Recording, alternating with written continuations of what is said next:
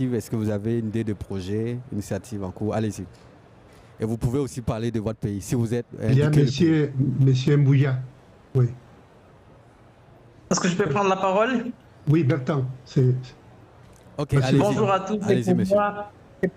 Merci, c'est pour moi un grand honneur. Je rappelle que je suis intervenu l'année passée à Dubaï, dans les mêmes pavillons de la francophonie, où j'ai présenté le projet Miraille verte en bambou pour les comptes de l'Université de Kinshasa. Je suis la République démocratique du Congo, la RDC, et je coordonne les réseaux Climat Jeunesse. C'est pour moi un grand plaisir, un grand honneur de me retrouver dans ce réseau parce que, comme l'a dit Cécile, c'est un réseau qui réunit les jeunes de tous les coins et nous avons des échanges d'expérience parce que les réalités climatiques ne nous affectent pas de la même façon et au travers du réseau, vraiment nous apprenons de ce que font les autres jeunes ailleurs et nous essayons de les appliquer chez nous et pourquoi pas aussi nous nous informons d'autres réalités qui touchent les jeunes qui sont dans d'autres régions et voilà, pour nous c'est un cadre d'échange. Mais en ce qui concerne la République démocratique du Congo particulièrement, c'est un pays qui aujourd'hui est reconnu comme pays solution changement climatique parce que la RDC a beaucoup de forêts, a des tourbières, de l'eau douce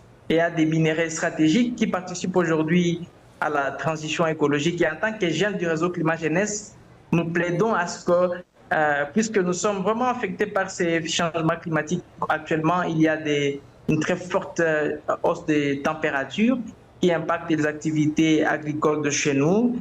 Donc ça menace les moyens de subsistance des faibles agriculteurs, des faibles paysans.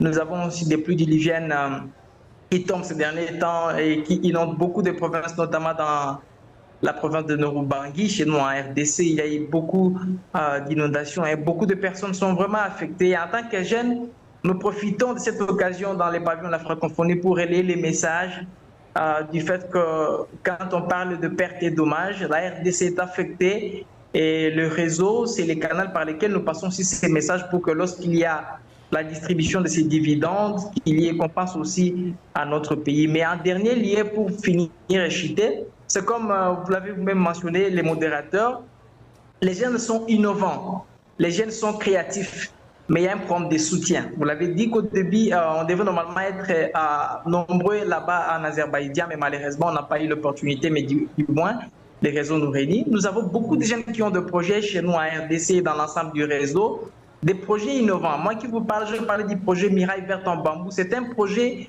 qui lutte contre les érosions et les ravinements et qui lutte aussi contre le changement climatique parce que le bambou arrive à séquestrer les dioxydes de carbone. Il y a d'autres jeunes qui ont des réseaux, des projets en termes de reboisement. On en a vu dans ces réseaux-là.